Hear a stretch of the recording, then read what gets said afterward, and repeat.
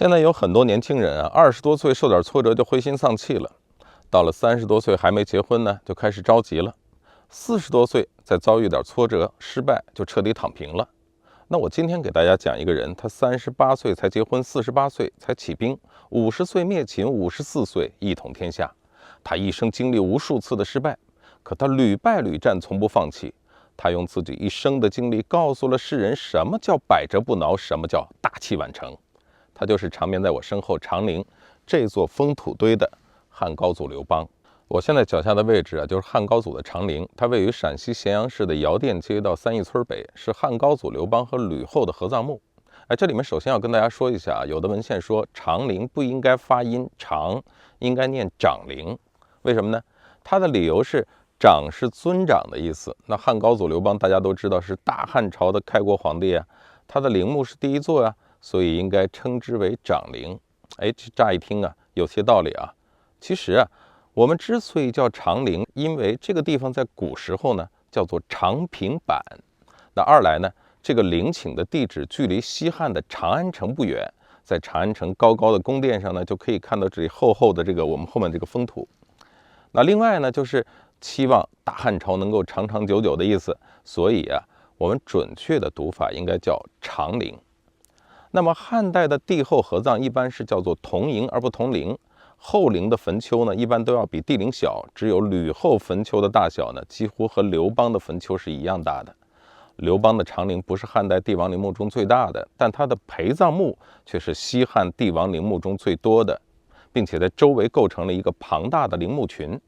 唐诗中说长陵高阙子安留，父葬累累尽列侯啊。你比如说啊，像萧何、曹参、张耳、周勃父子这些功臣贵戚啊，大都陪葬在这个附近。但是期望国祚长久的美好愿望并没有多么长久。到了西汉末年，赤眉军攻入长安，屠城纵火，发掘长陵，刘邦和吕后的陵寝都遭到了劫难。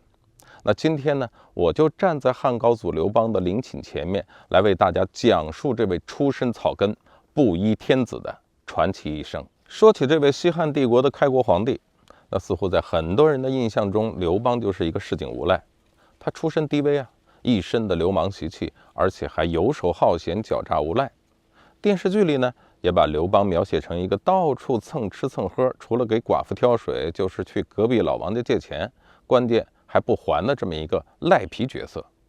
那最可恶的呢，是他得了天下之后又滥杀功臣，是个过河拆桥的家伙。那刘邦真的是这样吗？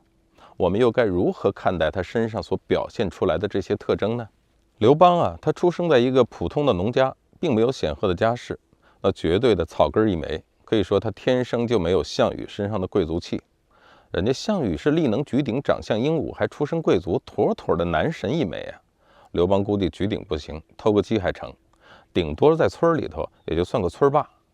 但正是因为他的出身低微，所以刘邦没有那么多的束缚，他为人洒脱豪放，不拘小节。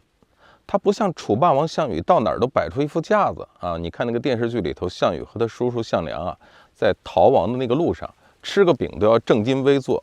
刘邦不这样，他比较接地气儿。那这就决定了刘邦做事呢会很务实，他身上虚的东西非常少。但是啊，你不要看刘邦的出身低微，就认为刘邦是个市井无赖、胸无大志。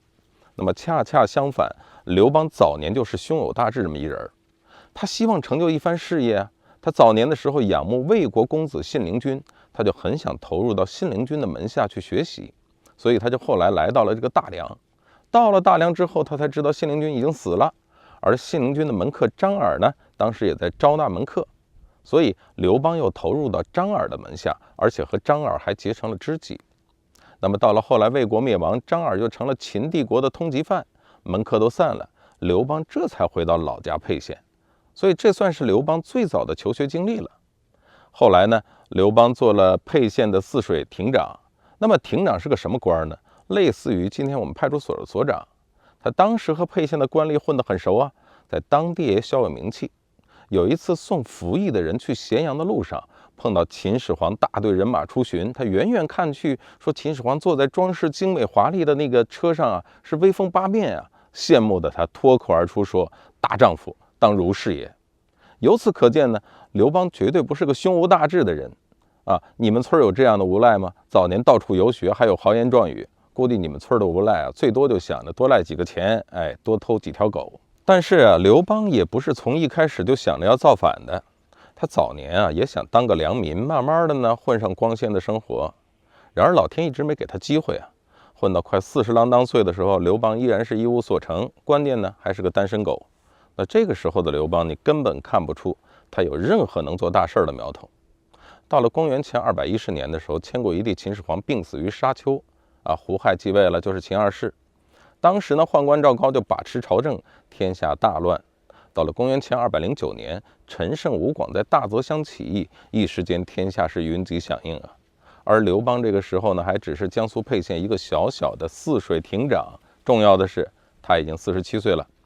那放在当时那个时代啊，刘邦妥妥的就是一个老年油腻男啊。但是还没来得及保温杯里泡枸杞呢，他的油腻日子就到头了。有一次啊，这油腻大叔刘邦就奉命押解一批刑犯去骊山服劳役，这路上就不断有人逃亡。刘邦知道这样下去，不到骊山，可能刑犯啊就差不多逃完了。那按照秦朝的律令，他会被处死，咋办呢？他的冷从脾气就上来了，干脆一不做二不休，反了，这才开启了他的创业之路啊。本来刘邦啥也不是，翻烂内裤都找不出啥优点来，哎，可这会儿人缘好，他迅速的拉来了一堆小伙伴呢，组团造反。咱们先来看看刘邦的创业团队啊，里面有3大支柱啊，萧何啊、张良啊、韩信啊。萧何就是个乡政府秘书出身的刀比例，但好在人家和刘邦是一起出来打工的老乡啊，当年没少在一块撸串。那张良是韩国欧巴，智勇双全，还长得帅，本来只是借给刘邦用几天的，哎，一出手呢，华丽丽的拿下了咸阳。结果等张良要回韩国的时候吧，哎，韩国让项羽给灭了。那再来说韩信，这小子纯粹就是一个问题少年啊，穷的饭都吃不上了。那么天天我们在电视剧里也看到，天天背着一把破剑装叉。后来当了兵，先是投奔了项羽，只混到了一个什么执戟郎中，就是拿着根杆子傻了吧唧杵在门口，类似于保安。后来实在是太憋屈了，就跳槽到了刘邦那里混饭吃。结果呢，去了以后还是拿根杆子傻了吧唧杵在门口，这回不一样了，原来是给老大项羽看门，现在转行看仓库了。这次就老伤自尊了，韩信干脆招呼也不打，直接走人了。多亏了萧何月下追韩信，这才有了韩信后来的一步登天，逆袭成了大将军。我们由此看来，在当时各路造反的人马里啊，刘邦的队伍是最不起眼的那种下三滥创业团队。他们一无背景，二无资源，三呢没有远大的理想。相比高富帅楚霸王项羽，刘邦不但土鳖，还老得掉渣儿。他比项羽大了多少岁啊？整整24岁啊！刘邦这个人啊，身上有很多缺点，但也有很多优点。我觉得这个人最大的优点就是比较真实、务实、接地气儿，他不装。他比较好色吧，原来出身也很低微，也没见过啥世面。刚攻下咸阳的时候，就被咸阳宫里的花花世界给迷晕了。索性呢，他就住在咸阳宫里乐不思蜀了。樊哙就说：“沛公是要打天下呢，还是要当个富家翁啊？这些奢侈华丽的东西是秦朝都亡了，您还要这些干嘛？还是赶快回到军营里去吧。”刘邦不听樊哙的话，恰巧张良也进来了，哎，就对刘邦说：“忠言逆耳利于行，良药苦口利于病啊。”樊哙的话说得很对啊，希望您能够听从他的劝告。结果刘邦就马上醒悟过来，吩咐手下就封了仓库，带着将士回到霸上的军营，这就是还军霸上的典故。我们从这儿啊，你会发现刘邦的另一个优点，就是能够听取意见，绝不刚愎自用。后来我们都知道了啊，刘邦和项羽就楚汉相争了。刘邦的主要工作就是跑路，经常被打的就找不着内裤啊。彭城一战呢，还赔上了老爹和老婆。他经常被项羽揍的是一夜回到解放前啊。但这个老男人从未放弃，他屡败屡战，虽然10战9输，但就像一只打不死的小强，只要不死，总会想方设法再次崛起。那今天屏幕前的朋友啊，如果你的人生正遭遇挫折，不妨想想人家刘邦，人家老爹和老婆都被抓走了，还能够东山再起，你怕什么呀？公元前202年，老男人刘邦终于在垓下之战中取得胜利了。项羽在乌江自刎。当年的2月28号，刘邦在山东定陶泗水之阳举行登基大典，定国号为汉，就是汉朝。这个是自公元前221年齐王扫六合以来的第2个大一统王朝啊！直到今天，我们所说的汉语、所写的汉字、穿的汉服，都源于汉朝的深远影响。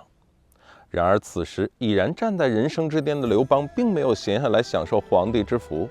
公元前196年，淮南王英布叛乱，已经60岁的刘邦重新跨上战马，御驾亲征，平定叛乱，得胜还军的途中，他回到老家沛县。酒酣之时，刘邦不禁击筑吟唱，他回想自己这一生的千难万险，写下了流传千古的大风歌。大风起兮云飞扬，威加海内兮归故乡。安得猛士兮守四方。1年后，汉高祖刘邦带着他的荣耀和遗憾与世长辞，享年61岁。他死后呢，就埋葬在我身后的长陵。那今天我就站在刘邦的陵寝前面，来为大家讲述这位西汉开国皇帝的传奇一生。他能以布衣之身提3尺剑而取天下，绝不是仅仅靠厚脸皮耍无赖或者所说的这种流氓气。他其实是一个永不言败的大丈夫，一个善于用人、从谏如流的领导者，还是一个坚韧不拔的创业者，一个豪情干云的千古帝王，更是有史以来千千万万草根成功逆袭的典范。可以说，刘邦是中国历史上最接地气儿的人物，最为鲜活。那这要拜托司马迁的一支如传大笔，他记录下了刘邦的点点滴滴。这来自社会底层、带着痞气的大汉开国皇帝，被赞誉为封建皇帝里最厉害的一个。黑格尔说，历史是一堆灰烬，但灰烬深处有余温。可以说，在中国漫长的历史中，刘邦是最有温度、最为人津津乐道的人物。有时间的话，你愿意来长陵看一看这位最有温度的草根创业者汉高祖刘邦吗？